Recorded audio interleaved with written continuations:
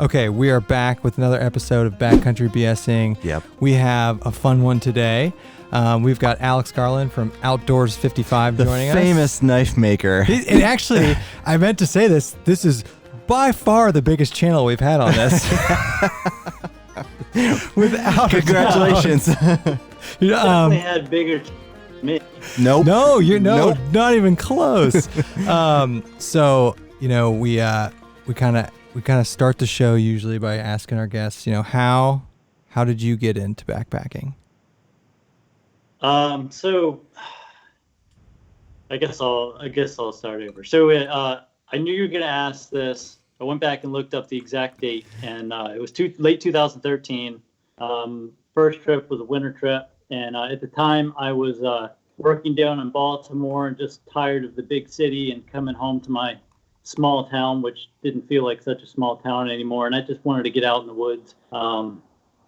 Again, I mean, I grew up in the woods, and I grew up hunting and fishing, and I was just tired of the city, and I needed a quiet place to go. So I started looking into backpacking, and about 2 weeks later was my first backpacking trip.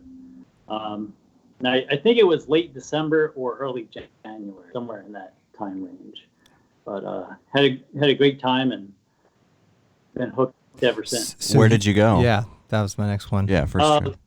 A local state forest, about an hour and a half north of me.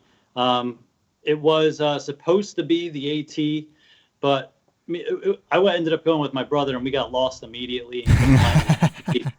Turns out they had like rerouted the trail, and we parked at the wrong spot, but we had a good time anyway. What I know you're in PA, right? Yep. What part of PA are you in? I'm right across the Maryland line in a town called Shrewsbury. Oh, okay. I didn't. So you're like southern PA. It's about 40 miles north of Baltimore. So is your first trip on YouTube? Because you've got a lot of backpacking content on YouTube. I didn't see it, right? No. At the time, I had a Samsung Galaxy S3 Mini, which doesn't do much of anything. Yeah. So I have a couple of clips of my first backpacking trip, but definitely no video. So how did you just like want to start creating videos? Is that what made the jump from, hey, I'm backpacking to, hey, I want to make some backpacking related content? Not necessarily. I mean, I've been a big fan of YouTube, like ever since YouTube started, like back in 2006, basically. Wow. And I almost started doing videos back then, but at the time it was a lot more complicated than it is now. Yeah. I think that like you had to like use like mini DVs and then convert them to digital, and I just I didn't want to get into all that at that time. Yeah. And I've thought of it ever since, and I finally ended up just doing it one day. So. But what so you started watching YouTube in 2006. You started backpacking in 2013. You started your channel in 2017. Is that right? Yes. So I think it was 2000. So you had 4 years of backpacking before you took the plunge into. And did you just want to start with like gear reviews? Because a lot of your early stuff is that kind of stuff. Well, actually, most of my backpacking has actually been done before I started YouTube. Yeah, that's the same with us.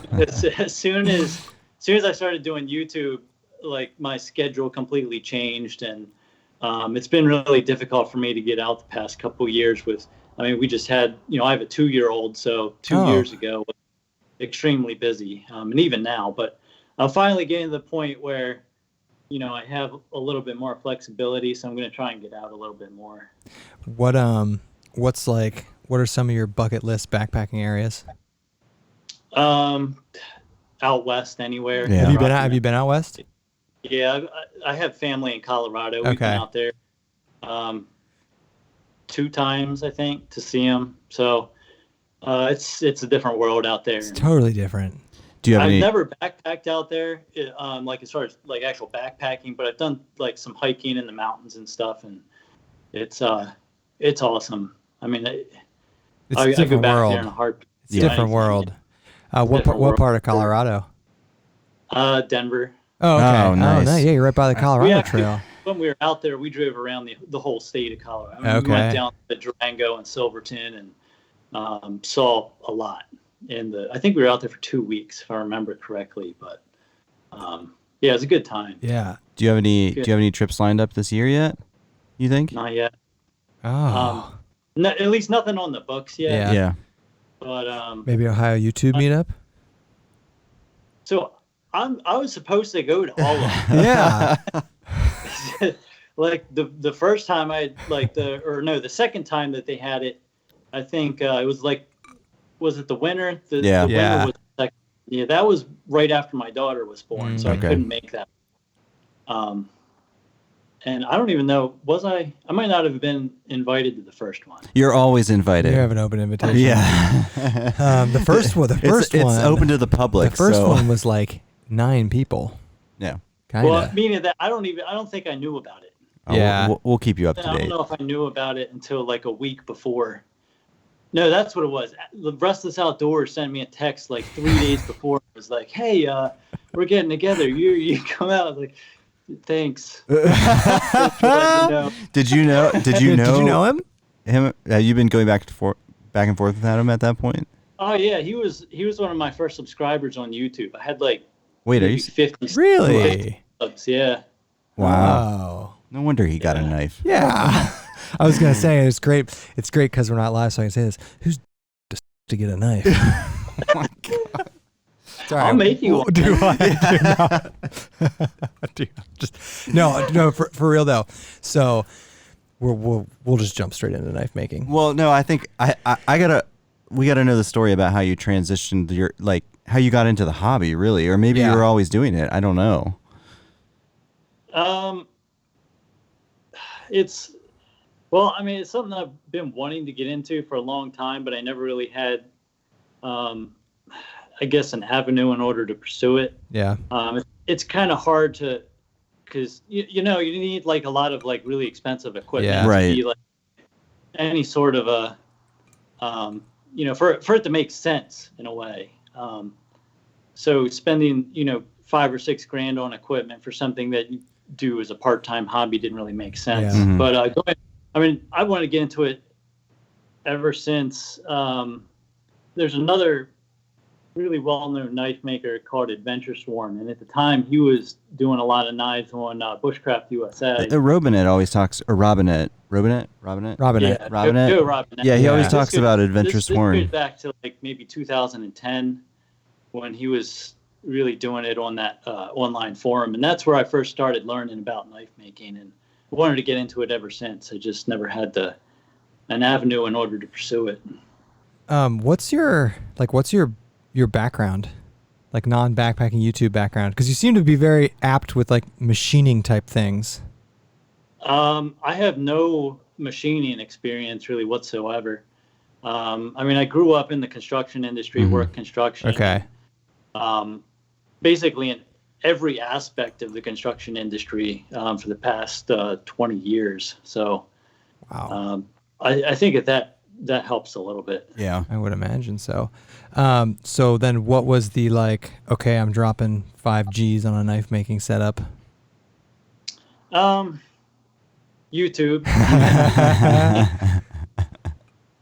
and the fact that I can finally sell the stuff that I'm making. Yeah. Yeah. At least I felt my skill level was at a point where people kind of wanted the stuff that I was making, so it helped justify it a little bit. It was a hard sell to the wife. But I mean, but so was an expensive editing computer when I had 80 subs. Yeah. So. Oh, I was gonna say, yeah. I was gonna say you're dropping 5 to 6 grand on knife making setup. There's a lot more than that for the video producing setup. so do you do knife making full time now? No, I'm more focused on YouTube more than knife making at this point. It's you either have to be a knife maker or a YouTuber. Yeah. It just can't be. It can't be both because there's just not enough time in the day to.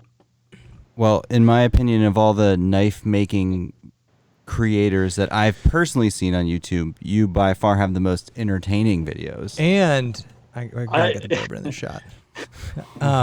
So okay, so this was March of 2 years ago when you did the Restless video, and I remember we had Bryce Newbold over and we were shooting some videos with him, and he's like, have you seen the Restless Night video? And I'm like, no. I mean, we knew who you were. I'm like, no, I haven't seen it. And he goes, dude, you gotta watch that. And we were dying. I remember messaging you on Instagram right after it. The production quality of that video, it was very good. It's unbelievable. Like, the production quality of your videos, like, and I mean from a technical perspective of the shot angles you got, how you edited things together, like, it was so good. And your dry sense of humor on it. Like, you have very well produced videos, man. They're really good. They're really good. Yeah, I mean, it's nice. It's nice. I don't think I do, but it is nice. How did you get, like, is it just practice? Like, how did you get good? Like, you're really good at it. How did that happen? I mean, just doing it over and over. I mean, I don't really think I'm good. I just kind of like throw stuff together and like for me, learn from watching YouTube videos. Yeah, like for me, I when I was starting and still do, I watched a lot of Peter McKinnon, a lot of other video production channels, and like that's how we kind of learned how to do stuff. Was that kind of what, like, who are your YouTube production influences? I'm a big fan of I just drew a blank on his name. I'll think of it as soon as we move on. Yeah, right. His name. Yeah, I mean, I've watched Peter McKinnon and Casey Neistat. I didn't watch a whole lot of him until I never watched him. I never heard of him until I started doing YouTube. And I think, I'm not a big fan of like his style of content, but I think watching him was like the first time that I realized that like it was okay to do certain things. Yeah. Because like you don't know like if there's certain rules that you have to stick with, and it was like watching his video was like, okay, well I can pretty much do whatever I want, and it's okay. Like it doesn't matter. Like he was a big influence for me, but not on like necessarily like technical production aspects, but like not giving an F and just filming what you want to film, Yeah, exactly. And he's kind of out there a little bit, and he's also done a lot for YouTube. Mm-hmm. YouTube is like, I tell people, YouTube, not for us, but is a legitimate avenue for people.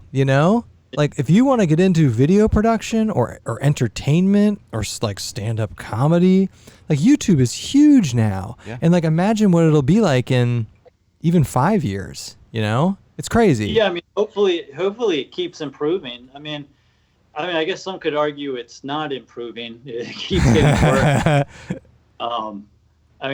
Hopefully it attracts more advertisers and it gives people a better avenue of making money and all that sort of stuff, because I know people hate ads, but it's the only reason that YouTube exists. Right. Yeah.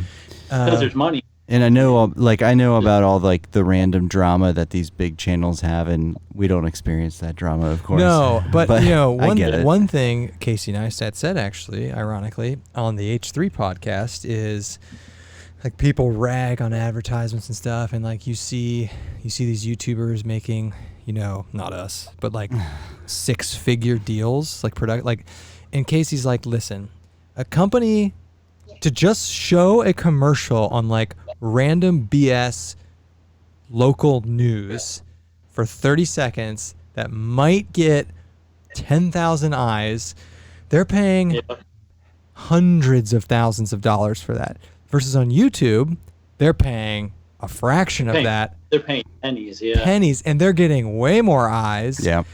And YouTube audiences in general are much more interactive. I mean, it's like it was only a matter of time.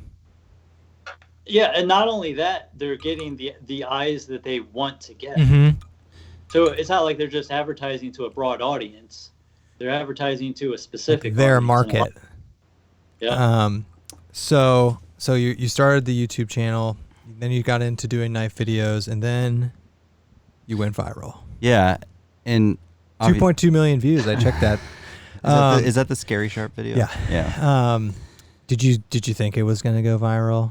Did you have any idea? No, I had no idea. I mean, and I haven't had a video go viral like that ever since. Yeah. That video was crazy. At the time, I didn't even know it was going viral.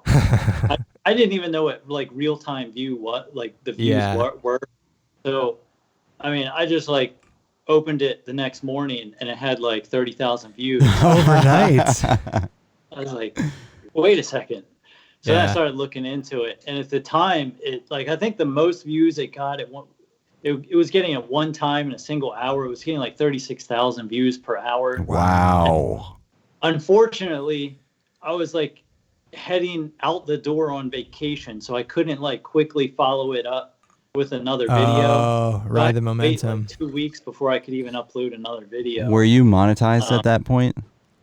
Yeah, I was, Good. but that video hardly made me anything. Yeah. Really? Yeah. It must have grown your subscriber base though pretty substantially, right?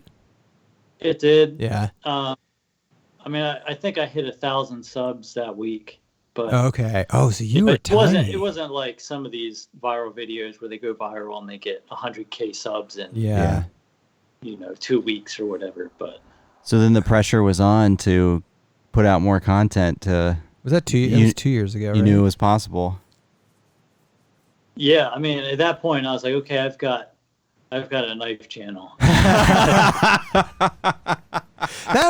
that wasn't your first knife video, right? No, I had done several before that. Yeah. They were doing well, which is why I continued doing that. Yeah. And that brought out the haters. Yeah, the knife. I want to get into that. The knife haters came out. I've seen you go after trolls. The knife haters. And it's like most subs, mo problems, man. I think are you finding though that like in the knife community, like the legitimate knife makers probably all support each other and they're all real friendly, and like the knife haters are just their own little group of trolls. For the most part, yeah. The problem with like the knife thing is that a lot of it's counterintuitive than what you might think. So it's easy for a lot of like misinformation to be out there. Mm-hmm. People think it works a certain way and it totally doesn't. But I mean, generally speaking, like the legit knife makers all have each other's back, so to speak. I mean, you're machining like a piece of metal, like art, and a piece of art and a unique design, and like I mean, there's haters and everything. It just blows my mind. Do you have relationships with other knife making channels? Oh yeah. Yeah. I know a bunch of people. Yeah. Do you guys have knife making YouTube meetups? Not yet. Do you have to wear like protective stuff at knife meetups?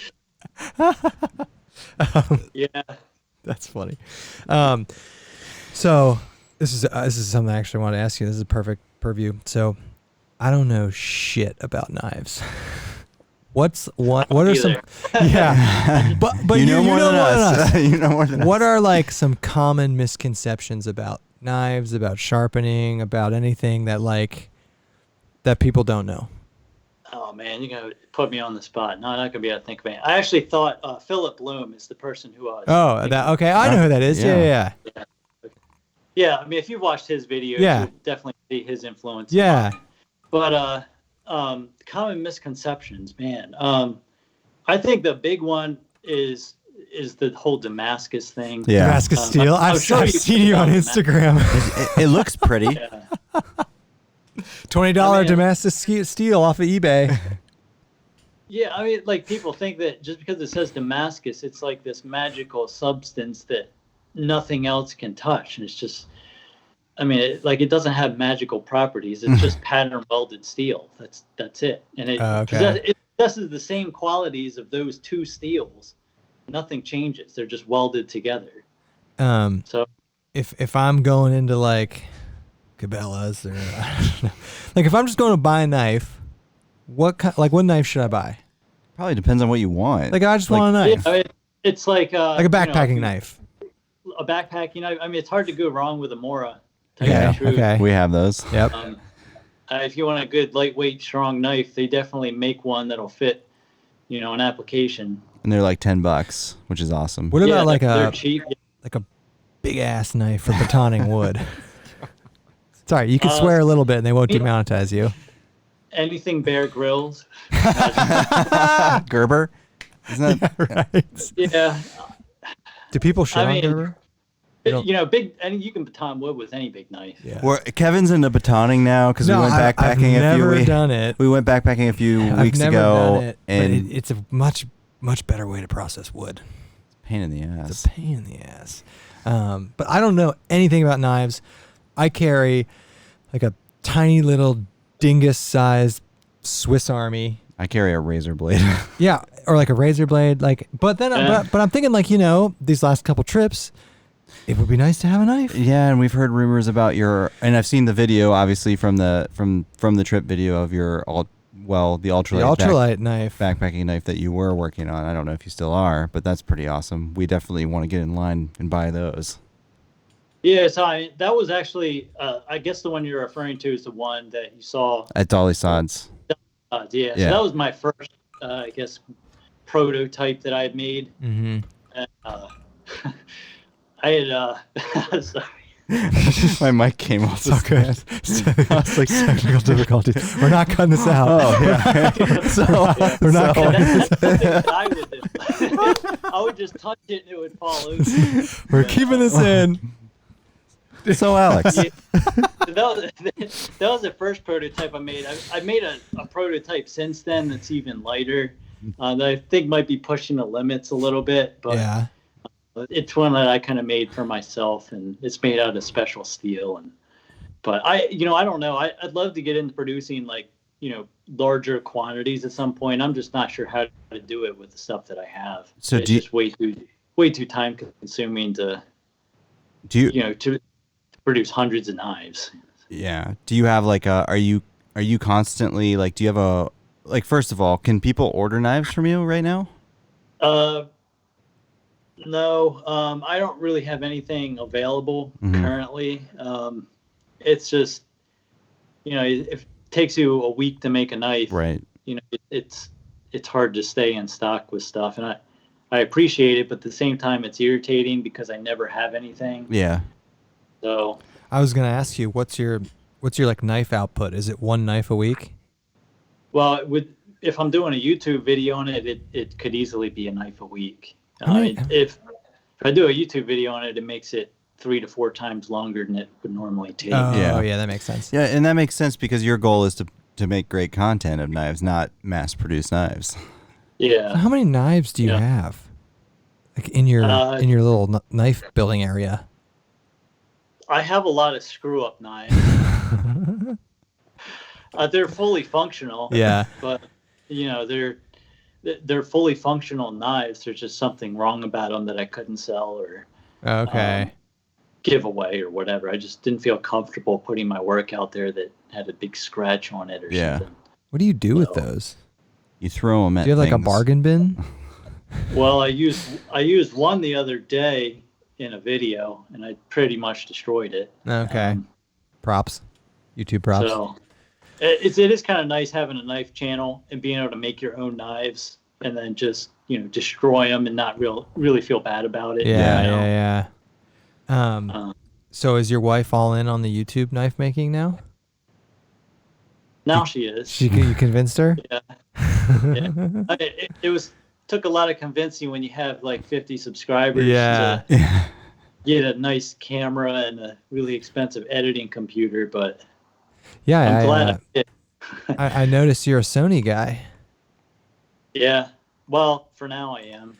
Yeah, we're shooting now. We picked up a Sony 4K. We're not shooting this in 4K, but we wanted a camcorder for the podcasting because, as you probably know, a Canon cameras shut off after 30 minutes. So when you're the first one where I don't have to awkwardly be like, all right, stop talking at 29 minutes and then run around and restart the camera.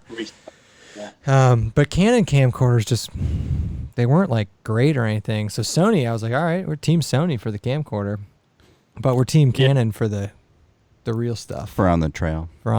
Yeah. But I like the Sony camera you've got, and Sony's got some definitely pros to it, I guess. I don't know.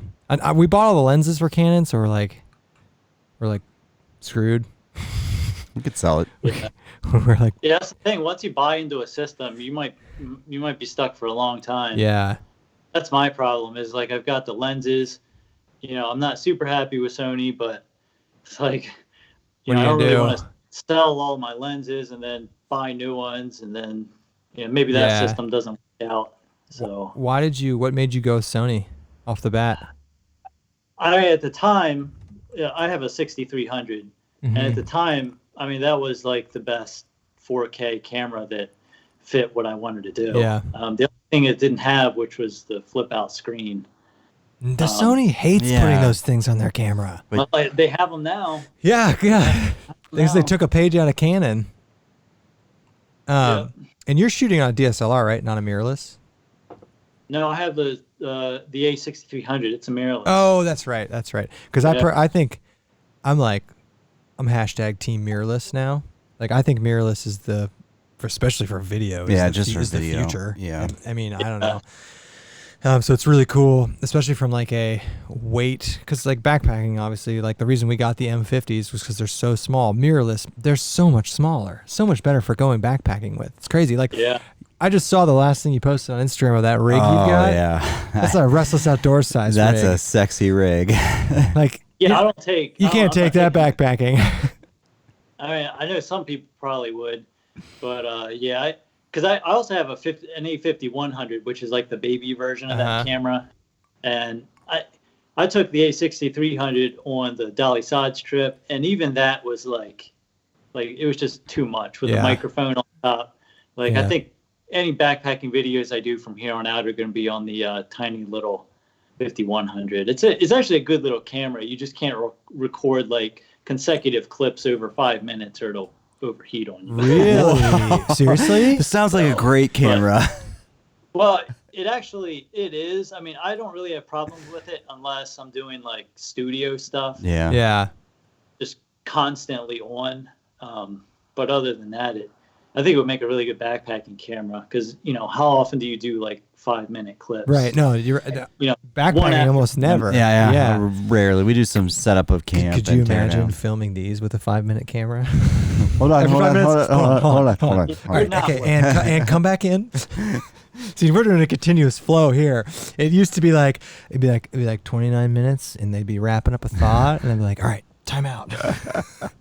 Now just let it roll, man. It's awesome. Yeah, so I totally have like a video review on that Sony A5100, and I have people commenting saying like, "Well, mine doesn't overheat. Mine doesn't," and I'm saying like, "There's no way that camera overheats." It's like, yes, it does. In the video, it overheated like 6 times. Yeah. It's just- So speaking of people commenting on videos, because you're big channel, I've seen you go after trolls. Now, yeah. And I'm defending that. Oh, yeah, absolutely. Calling out stupid comments. I like posting it on Instagram, like people threatening your life and weird crap like that. And especially yeah, with the that's a little people who are like, overboard, but who it like kind of comes with the territory, I guess. do like, so for us with trolls, it's like they're there. We're not that big. We don't really like. Every once in a while, we get a loudmouth, but we kind of take the strategy of like we'll look at the comments for like a day or two, and then we're done. And we don't look at them And every once in a while, I'll go back in them, and I'll be like, "Oh, there they are." because they come the first day or two people commenting on your videos are generally not trolls. So Yeah, they're usually. it's way later. Yeah, depending on the video. For me anyway, it depends on the video. but Yeah. yeah. Do you take a hard stance like of responding to them, or do you just? I know you cherry pick the funny ones. I've seen that. Most of them I just delete. Yeah. Okay. Some of them I'll respond to, just to kind of feed the fire a little bit. It's like it doesn't bother me, but for some reason I get a little bit of enjoyment responding sometimes. And then I was posting the good ones on Instagram, but I don't think I'm gonna do that anymore because Oh, that's how I saw this. I was Yeah. you posted some real funny ones. Yeah. What do people what are the trolls most angry about when it comes to you, like related to knives? I get a lot of like I guess because like I'm just like I look like a really young guy. You do look young. I get Yeah. I'm not as young as I look. How Which- old are you? Take a guess. You look. You guess? 17. No, you look. I know I look 17. No, honestly, I you- have people you- asking me if like I'm still in school, like if I'm out for summer. Well, like, okay. You said you did construction for 20 years, so you probably weren't like 65. You probably weren't 6 when you started construction. You look like you're like upper 20s, at the most. Yeah, upper 30s. Are you over 40? I'll be 34 in a month. Oh, okay. Okay. You're our age. Yeah, okay. yeah, Okay.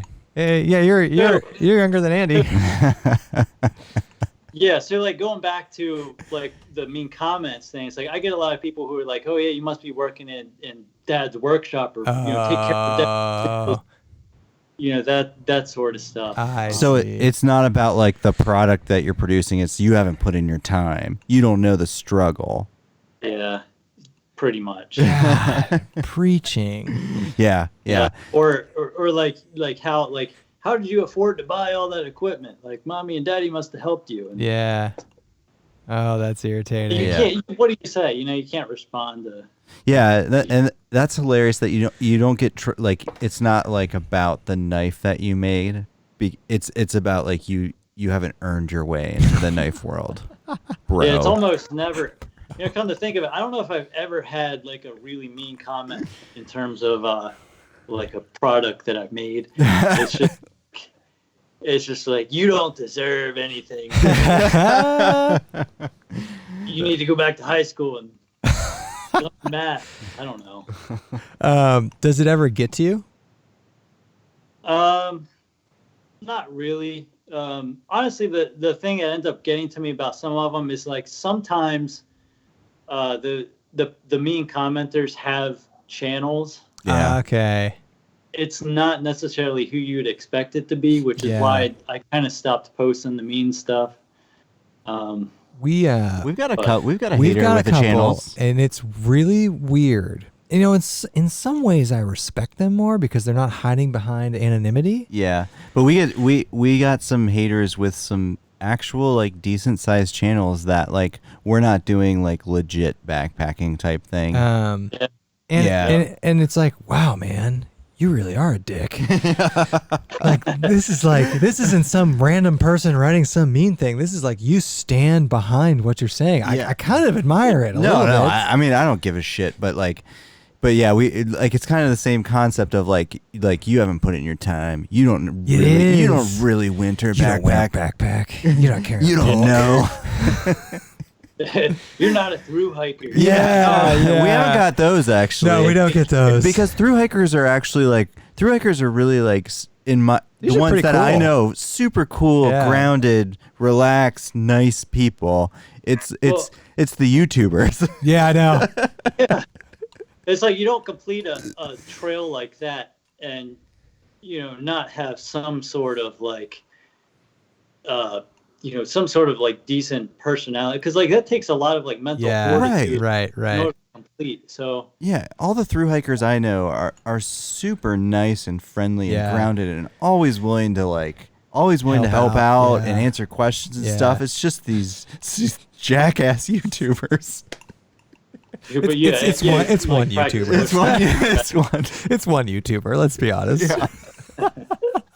I'm gonna know who it is. I'll tell you off air. It rhymes with Schmarty up north. No, honestly, dude. Like I don't have a problem with it. I don't care either. Like anybody's and when I read comments, like it doesn't bother me. I'm like, yep, you're right. It's not -30 out. Yeah, You're right. Yeah. What do you want me to do about it? I live in Ohio, dude. It was 50 degrees last weekend. But like I think there's beauty in the internet in that you can say whatever you want without any ramifications. I think there's a beauty to that. Yeah, unless you're like doxing somebody or Unless you're like being malicious and like really, so you got to take the good with the bad. And like, this, we know this, 99.9% of our comments are like the nicest people. Yeah. Super Like, nice. The nicest people, like saying the most supportive stuff. Yeah, And absolutely. and it's like, it's bad that you let the dick bags take away from that. It's all right. You can drop like 4 or 5 cursing words before they demonetize you. Okay. Well, I think we're almost there. I think we're there. Unless you're me, and then you just like show a knife and you're demonetized. Dude, were wow. they? I was actually going to ask you about I'm not that. that bad, but yeah, I've had a number of videos demonetized, and they always end up getting remonetized, but it's after like You miss it. the video. And, Yeah. I actually wanted to ask you about monetization. Yeah, because with like knife when it comes to like weapons and like firearms and knives, like the gun channels are getting bombed right now. Yeah. How does it?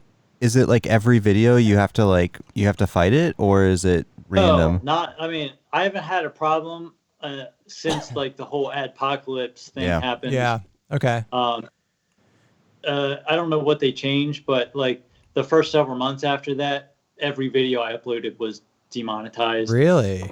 I was like, if this is how it's going to be, I'm just going to be done. Yeah. And they must have changed something because I haven't had one demonetized. Knock on wood. I'll have this one demonetized that I just posted. But okay. Man, it's hard to demonetize something that everybody has. Yeah. I mean, literally everybody in the world has a knife. Yeah. Like it's hard. Like what's offensive about that? Yeah. I mean, unless I was doing something like weird or crazy with it. It's stabbing people. Yeah. It's probably aligns with the conspiracies around like knife equals good old boy, which equals ultra conservative, which equals controversial on YouTube. And it's the W word, the weapon word. Oh, okay. I can't say that. The WEAP. No, you just demonetized this. There's 1,300 views. He did say it slowly. So one thing Andy and I actually talking about prior to getting you on here, like earlier today, is the strong, and I honestly think maybe it's part of why knife channels are pretty big within YouTube. The strong link between the bushcrafting scene and the knife making scene. Yes, and survivalists, and I think there's survivalist scene. Yeah, yeah, and I think that there's a larger crowd of subscribers out there that are into survivalist knife making, which is awesome. It's gotta be, right? And like handmade, like wood and like carpentry and stuff like that. Grinding things, polishing things. Yeah. It's part of the kit. Yeah. Did you know that when you started getting into knife making, where you're like, bringing in the bushcrafters? Yeah, I mean, like that's part of the reason why I wanted to get into it in the first place is because I enjoy doing that sort of stuff. Yeah. You mentioned that, like, how you can see like on the new version of YouTube, like who subscribed to you. Yeah. The stuff. I just had Survival Lily subscribe. Oh. I like her. I watched. Is she getting a knife? That's like. Yeah. I like her channel. No, I do like her channel. Actually, she did like a. I didn't know who she was until maybe like a month ago. I watched. She had a great video or multi-video on like camping on Vancouver Island by herself. It was awesome. It was really good. That sounds scary. It was, and she like, yeah, it was cool. I've watched a few of her videos, but I think people I think people in like our world are way more into gear than they are into like watching trip videos. Like that's a separate like niche of people.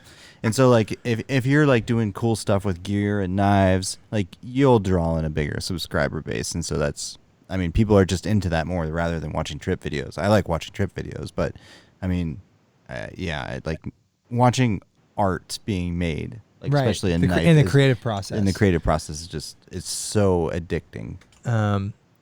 Another thing I want to talk to you about, and this is something Restless actually told us, is that you got if we want to, we'll call him in. I told him, I don't know where my phone is. You got approached by Forged and Fire? Yeah, about a year and a half ago. Are you allowed to talk about this? Can we talk about it? I'm gonna get my phone and talk about it. Closure with them. Hold on. What are you doing? Oh, you're gonna call Restless? Oh, okay. We're about to get demonetized. No, but true story though. I do want to hear the story, but we actively lose subscribers when we have him on doing stuff. I know. So That's not even a joke. So we've actually It's worth it though. It's worth it. we've brought this up in another BSing about, and we've referred to you about how you got approached by Forged in Fire, and then UGQ told us that they got approached by Shark Tank. Yeah. And it's just like, it's all benefiting those shows, no benefit to you, except maybe afterwards you could be like, I was on Forged in Fire. And so, Yeah. can you just talk about that experience a little bit and like your decision to not do it? Yeah, I mean, they contacted me about a year and a half ago and was like, hey, you want to be on the show? And I was like, well, can you give me like a day to think about it? Yeah. And, after I hadn't even seen an episode of the show until they emailed me. I had no idea what the show was because I don't have TV. I mean, I knew it existed and I knew what the, what it You don't have what it TV, was, but- Alex? Do you have TV No, I now? don't have TV. No. Like you don't have cable, but you have a television. I have a television, Okay. but I don't have the satellite or Okay. cable or Okay. anything. All right. Nobody does anymore. Yeah. Sorry. Yeah. Sorry. Keep going.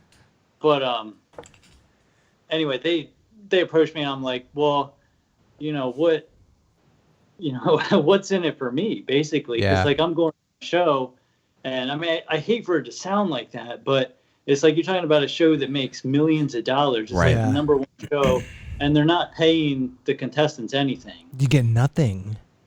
No, they get. I forget what they told me exactly. It was you get the experience. That's what being they on the said. show.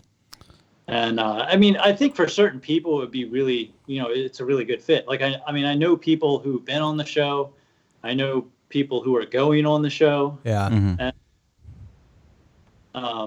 I think it is probably a really fun experience. But to sign 3 weeks of your life away for nothing other than the hope and that you might win the grand prize, which is not that much. It's like $5,000. Oh my god! And then one thing Restless said was, and you'll know if this is true. Like you couldn't promote yourself on the show. They don't do any promotion. For any of the contestants. They I think they allow you to say your first and last name at the very beginning of the show, and that's it. Everything else you're referred to by your first name only. And I don't think that I highly doubt that there's any type of branding allowed in the show for any of the contestants. And you couldn't. What does that do? That really doesn't do much. And you couldn't talk about. He said something like you couldn't even talk about it on your YouTube channel. No,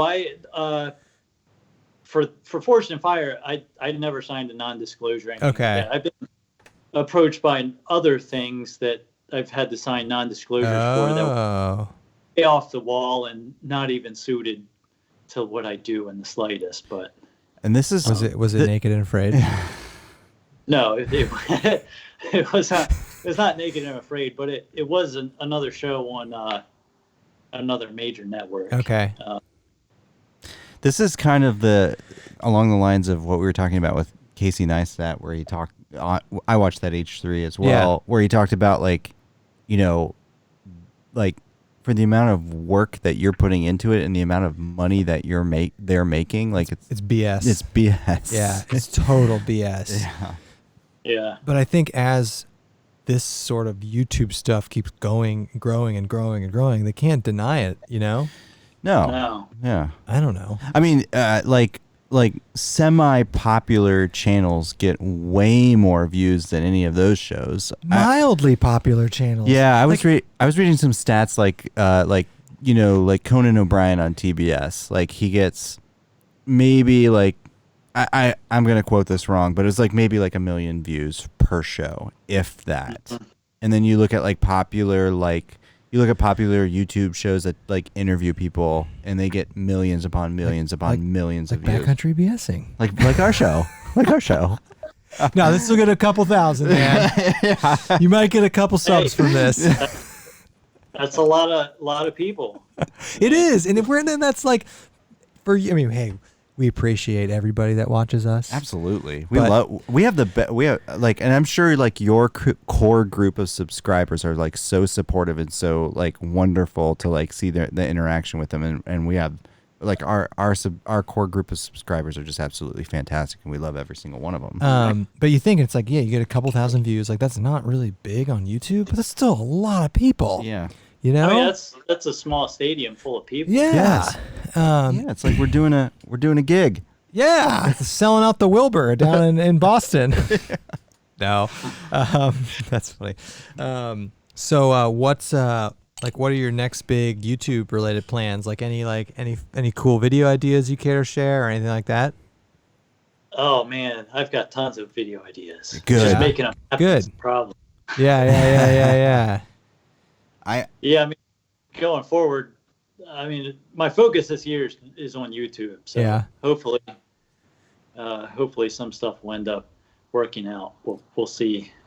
I mean, regardless of whether you're into like everybody that's watching, like regardless of whether you're into knives or not, like the content that you're producing and the quality is just so entertaining and so good, and like everybody needs to watch your videos. It's really good, and I like, we're not super big knife guys. We like knives, but just like watching channels like yours, especially, like It makes you like knives. It makes you like knives. Yeah, it makes us want more knives. It really does. It really does. Yeah. Those advertisers are missing out, man. Yeah. You know? It is weird, just that in like being able to see the creation of it, for me and probably for you, really makes it more connective. It's not a word really, but like it really I don't know. It's like I didn't never know I wanted a knife, like a cool knife. Yeah, that's like axes too. It's like I don't really have a need for an axe, but I watch all these axe making channels, and I'm like, wow, like those are beautiful. I want one. Yeah. You have to get a good axe. Yeah. Everybody has to have a good axe. I mean, you never know. I know, right? Are you gonna make some more backpacking trip videos this year? Yeah, I hope to. Yeah. I mean that's if I get to go on a trip, it'll be a video. I mean, your Dolly Sots video was awesome. Yeah, it was.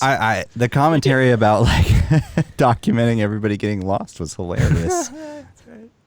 I'm terrible at backpacking videos. No. Don't. You don't understand how hard No. it is to make those. Have you seen some of the people in the Ohio YouTube crew? No, you have this like you have and I think you play into it because you know it works, but like you have a very dry sense of humor, and it comes off hilarious on your videos, and it's really funny. Like when you guys in that Dolly Sods video are lost, and you go down, I know exactly the trail you're on. You go down to to Red Creek, and then the commentary that you're providing was so funny. Yeah. It was The worst part is that when we got down there, we actually crossed the river. And then as soon as we got to the other side, Timmy goes, we went the wrong way. and that is like straight down. Yeah, I know that trail. It's straight down to Red Creek, and then you're just like, well, I guess we're gonna walk up that again. I forgot about that. For me, it wasn't the walking up and down. It was crossing that water. 'Cause I had my camera in my hand. I didn't have trekking poles. Like, I mean, that was survival for me. That's I'm awesome, outside. dude. How far is Dolly Sods from you? It's probably not that It's far. about 4.5 hours. Oh, okay. I'm trying to think. So, like, do you hit up the Pennsylvania backpacking? I know you're southern PA. Oh yeah, I mean, I've done a lot in PA. Have you done Laurel Highlands? I haven't done Laurel Highlands. No. That could be an Outdoors 55 Schill Brothers collab trip. Definitely. Yeah, let's do it.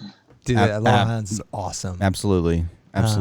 But Pennsylvania in general, we always, when we talk to people in Pennsylvania, we're like, dude, the backpacking there is so much better than Ohio. It's not even funny. Yeah, we're surrounded by great backpacking. Kentucky now. Yeah, Pennsylvania, Kentucky's really good too. Michigan. Yeah. Indiana, not so much. Virginia is fun too. Yeah. Yeah. Right. So we've been going 53 minutes. I'm gonna, for the last couple minutes, let's see what old Adam's doing. Let's see if we can lose some subs. But Unsubscribe. so he was, yeah. So okay, disclaimer. Please don't unsubscribe to us if we call him. How are you getting him? Did he just started talking to you today? Yeah. Well, I just texted him. I said, "Hey, we're BSing with Alex tonight. I think it'd be funny if we called you, maybe if the conversation dictates it." But was this the first time you had talked to him in a while? Uh-huh. because You know what's going on with him, right? Can you hear that? Can you hear that? Yeah, I can hear it. Okay. He like took a hiatus from YouTube. Yeah, I know his videos. Hi, you've reached Adam Jelenevsky with Continental Carbonic Products. Please leave your name, number, and a brief that his message, work? and I'll get back to you as soon as I can.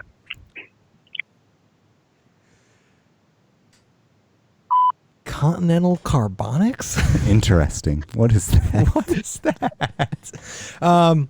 Alex, say hi. Say hi, and then we'll hang up. What's up, Restless? We thought we'd grab you. Yeah. Your window closed. Yeah, we miss you, buddy. At least we won't lose any subs now. Yeah. But good day. Yeah. That's funny. That was the most professional sentence I've ever heard that dude speak in my life. We might not lose subs for that. But so I know we talked about this. He was. Oh, Here we go. welcome to Backcountry BSing, buddy. I'm doing the calling, not you guys. Oh, no. Wow. Setting ground I'm in rules. control here. Yes. I'm in control. How does it sound? Good, I got you guys your headphones, too. I'm in a hotel room right now. Oh, that sounds dirty. Yes. We've got Mr. Garland Watch it. on the phone with us.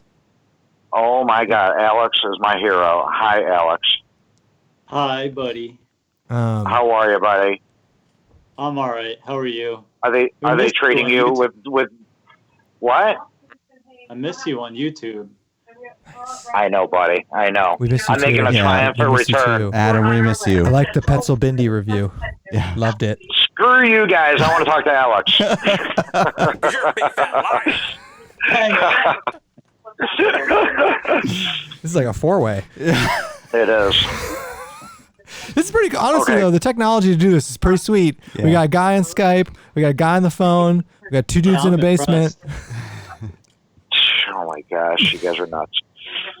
Um, So what did we talk about with Alex? we have had a pretty good conversation. Yeah, and Adam, Alex called you out specifically that you were one of the original subscribers of him. That is true. That's That is awesome. true. Yes. How'd you find it? His videos made me laugh, and I said, "This is the guy that I can relate to on YouTube," and immediately sub to Alex because he's a nutcase like me. Even worse. He's Yeah, probably even worse. we got the screwballs on Backcountry BSing number 19. Yeah, this is what we This prefer. is what we do. No, this is fun. What have we talked about? We've talked about haters. We talked about knife making. We talked about going viral. You're coming in at minute 56 now, so this is the tail end. Oh, beautiful. Yeah. Yeah, Wait, we wait, got wait. like 2.5 minutes left. Oh my gosh, haters in the knife community. Don't say it so. They might be worse than the backpacking haters. Yeah. You know? I mean, I've seen I a couple believe of it. haters hit me too. Yeah. Because it's like they're watching you make something so they can pick apart everything you do. Yeah. Versus us, things like, oh, you just look like a bunch of idiots out in the woods. You know? I don't know. All right. Well, sir, thanks for calling. We left you a nice little voicemail. Oh, okay. I'll listen to it. I'll make sure. I'll call you back and rip you guys. Do you have anything you want to say to Alex in the last minute here? Yes, I really do. Alex, I thoroughly enjoy Alex. And this is the reason why haters hate Alex is because he is probably the most original knife builder and YouTuber out there, and that's why the hate. But Yeah. that's all I can say. Yeah, I Thanks, agree. buddy. I agree. No problem, buddy. I love you. He's just trying to get another knife made. No, I'm trying to hit up that dies in every film guy now. He's my next victim. Okay, guys, Hey. have fun and happy Valentine's Day. Happy Love you guys. I forgot to have Valentine's Day. Hey, thanks for calling us back. Yeah, we thanks, look Adam. forward to you producing more content, Yeah. please. I'd like that. Not a problem. Not a problem. I will. All right, man. Thanks. See ya. See you. I accidentally cut him off there. Oops. I forgot it's Valentine's Day. Hey, You want to do a shout out? shout out to your wife. I don't know. You got Valentine's Day plans? Yeah. All right, dude. We'll wrap this up. Yeah. This was fun. 58 minutes. It goes fast. Yeah. No, I thought we were at like 15 minutes. No, dude, Yeah. it goes fast. Thank you so much for talking to us. This was really fun, dude. I appreciate that. Was there anything we didn't cover that you specifically wanted to cover? I don't know. I just like talking. Hey, we'll have him back. Yeah, we can do this whenever you want. Yeah. No, we appreciate everyone. We appreciate you talking to us and taking the time. And I thought this was really fun. And I always you have very well produced videos. And I can't recommend them enough. They're so good. Check out OUTDOORS55. Yeah. We'll put a link to him down in the description. But that's it, sir. Thank you very much. And we will see everybody on the next Backcountry BSing. Yep. And cut. All right, dude. Yeah. That was fun, man. Yeah, thank you so Thanks. much. Yeah. I appreciate That was fun, that. man. That was great. Conversation flowed. It's all good, dude. Awesome. At some point, can we get in line for some knives? We will happily